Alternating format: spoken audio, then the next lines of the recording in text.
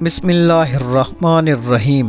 تمام بھائی اور بہنوں کو السلام علیکم۔ حضرت داؤد علیہ السلام نے جب جالوت کو قتل کر دیا اور طالوت بنی اسرائیل کے ساتھ کامیاب لوٹے تو اپنی بیٹی کی شادی حضرت داؤد علیہ السلام سے کر دی اور آدھی مملکت انہیں دے دی۔ بعد میں بنی اسرائیل جمع ہوئے اور انہوں نے کہا کہ ہم طالوت کو اتاریں گے اور اس کی جگہ حضرت داؤد علیہ السلام کو لے کر آئیں گے، چونکہ یہ آل یہود میں سے ہیں اس لیے بادشاہت کے زیادہ حقدار ہیں۔ ناظرین کرام، یہاں آپ کو واضح کرتے چلیں کہ طالوت بنی اسرائیل کے بادشاہ تھے۔ اس بات کو طالوت نے محسوس کیا اور اپنی بادشاہت کا خوف اسے لاحق ہوا، تو اس نے حضرت داؤد علیہ السلام کو دھوکے سے قتل کرنے کا ارادہ کیا۔ تو اس کے بعض وزراء نے اشارہ دیا کہ تم حضرت داؤد کے قتل پر بغیر اپنی بیٹی کی مدد کے کامیاب نہیں ہو سکتے۔ تو طالوت اپنی بیٹی کے پاس آیا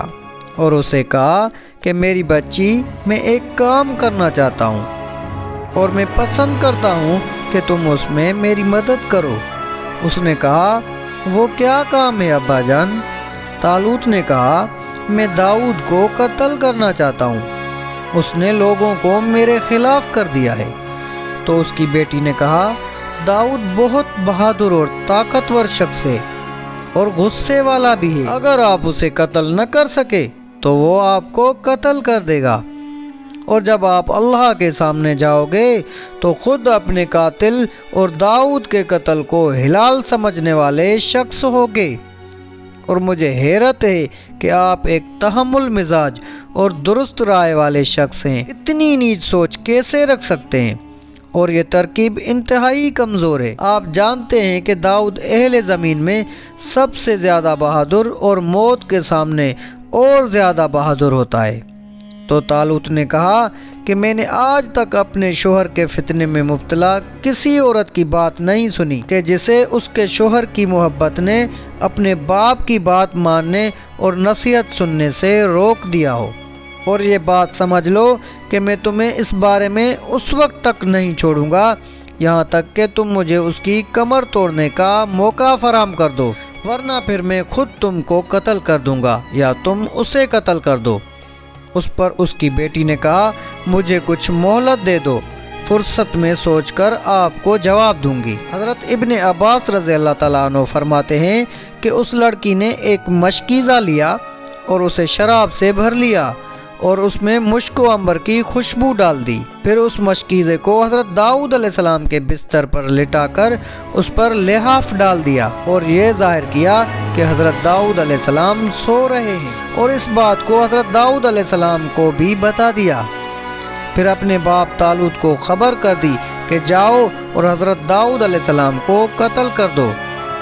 طالوت گھر میں داخل ہوا تو بیٹی نے کہا، جاؤ، وہ رہا داؤد، اب تم جانو اور وہ جانے۔ طالوت نے اندازے سے دل کی جگہ پر تلوار رکھ کر اسے زور سے دبایا اور اسے پار کر دیا، اس سے شراب نکل کر بہہ پڑی، گھر میں مشک و عنبر کی خوشبو پھیل گئی۔ تو طالوت نے کہا، داؤد، تو مرنے کے بعد بھی کتنا خوشبودار ہے۔ اور طالوت نادم ہونے لگا اور خوب رویا اور اپنی تلوار سے خود اپنا کام تمام کرنے کی کوشش کرنے لگا۔ تو اس کی بیٹی نے اسے پکڑ لیا اور کہا، ابا جان، یہ آپ کیا کر رہے ہیں؟ آپ نے تو اپنے دشمن پر فتح پا کر اسے قتل کر دیا ہے اور اللہ نے آپ کو اس سے سکون عطا فرما دیا ہے اور بادشاہت آپ کے لیے خالص کر دی۔ طالوت نے کہا، میری بچی، تجھے معلوم ہے کہ حسد اور غیرت نے مجھے اس کے قتل پر ابھارا، اب میں جہنمی بن گیا ہوں اور بنی اسرائیل اس بات پر کبھی راضی نہ ہوں گے،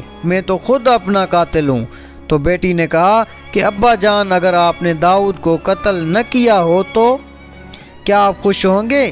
اس نے کہا، ہاں۔ تو اس نے حضرت داؤد علیہ السلام کو گھر میں سے نکالا اور کہا کہ ابا جان، آپ نے داؤد علیہ السلام کو قتل نہیں کیا تھا، داؤد یہ رہے۔